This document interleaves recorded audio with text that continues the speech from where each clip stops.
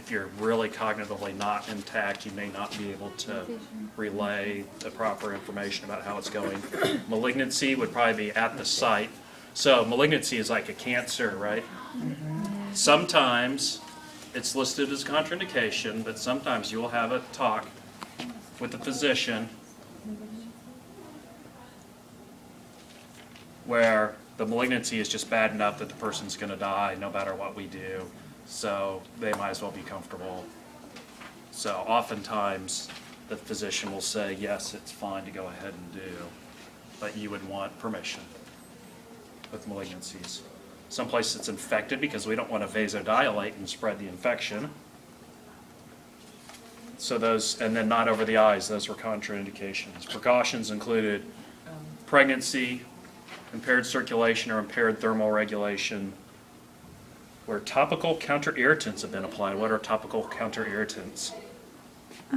Like icy hot and stuff Icy you don't want to hot, apply. Tiger Balm, Biofreeze. Anything, those, the way those work is they're irritating you to distract you a little bit and get your body to react to the irritation instead of the discomfort. Why would someone use those? People do it all the time. Ask me. Bengay, you never use Bengay? Anything like that? I use I use it all. My So dad have you loves. used it? Tiger Balm. Yeah. My dad loves Tiger Balm. He uses it all the time. All the time. Tiger Balm's awesome. So why do you guys use it? Renee wants to know. Pain relief. Muscle aches and I use- pains if you pulled something. I didn't know that's why it helps. If you need A topical? it's topical. How does that impact inside? It doesn't heal it. It just distracts you from Yeah. it. More than the actual. And it actually, when I teach my class, it actually like What? numbs Like it. something every where I I thought don't it even actually feel numbed it a it. little, or, And but it's it just doesn't like just Yeah. irritate you, good. it distracts you. I used to put things next That's time what I before think. do But show if we're just them. talking about heat packs right now, Right. so what's wrong with pregnancy? If you do a heat pack on a leg or an arm? Well, it's precaution. Opens it Oh, up. okay. Still can We do want to it. put it like I wouldn't You put wouldn't you, want to put it on the I wouldn't baby. put you in a hot tub, Yeah, right? I wouldn't put you in a whirlpool. yeah, I wouldn't put it over your stomach. yeah. I could put it on an ankle or a Or an shoulder or arm, something. yeah, okay. He said, we're not gonna put it on the baby. MS, the patient will often know how they react to heat, but MS, often that person reacts very poorly to heat. Clears out your sinuses. Why is that? Well, they don't really know why people with MS react to anything, but they've got thermoregulation problems. And so heat, like you go outside and they get hot, it just sucks all their energy out of them. They're just ragdolls a lot of times. Cardiac insufficiency, again, generalized, so if a local heat might be okay for somebody with some cardiac problems.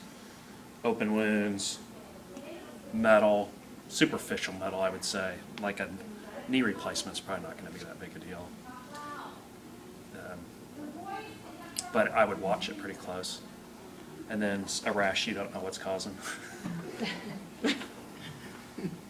So again, I'm going to assess the area to be treated. I want to lay my eyes on the skin because I'm checking for open wounds and already discoloration and great big huge bruises. If I've got great big huge bruises and I've broken a bunch of vessels, and that means I probably have some swelling, I probably have some compromised circulation. I don't want to do any of that. Yes, ma'am. So if you were looking at somebody and they have one of these precautions, then what do you do? How do you go about that? Because It's good.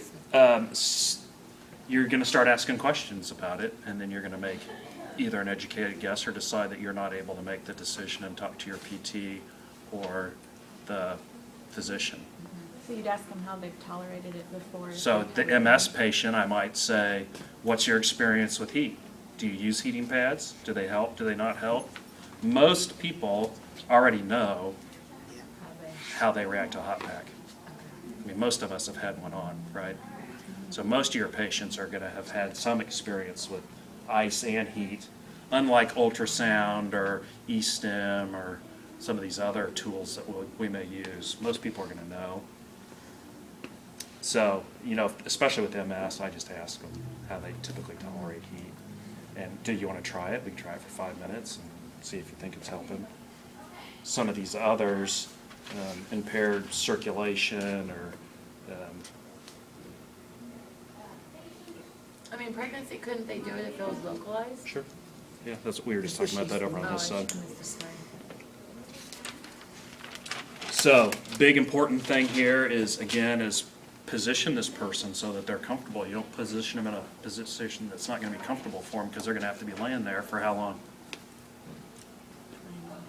Probably about 20 minutes, right? 20 or 30 minutes. Because you're gonna have to set it up, get them comfy.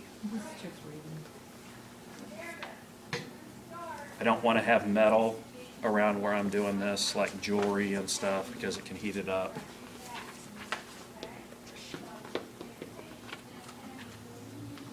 All right, so now the big thing with the hot pack is we'll usually have some sort of thicker covering for it, a hot pack cover that we can launder. And then how many layers can we put between the person and the hot pack? 6 to 8. 6 to 8. So this counts as 2. You get 2 there. Am I gonna put this thing directly against anybody's skin? No. No, because that would be gross. Because people keep putting warm water in these things and hanging them up to dry, and putting warm water in them and hanging them up to dry, and not laundering them as often as they should. So, What are those called? I like to. Thermal blanket? What's that? What are those called? I don't know. Hot pack cover. Thermal blankets. Thermal blanket. Shannon just named it. I know. Leland, what do you want to name it? That's a Shannon. I didn't know if they had an official I don't- name. Jocelyn Hot said pack too. cover is what I call them. Okay. I don't have all those hot pack covering things. Most places are going to have a pair of hot dog tongs or something to get your hot packs out of. Because how hot is this water, as you may remember? 165. About 165. So my little thing says I should be 158 to 167 degrees Fahrenheit. Pads require 2 hours to heat back up, or to heat initially and 30 minutes to reheat after you've used it. So this water in here should be 158 to 167 degrees, and it should be somebody's job, it might be yours during your practical, to make sure that you're not getting ready to slap a hot pack on somebody that's 200 degrees. So I'm checking my temperature right now.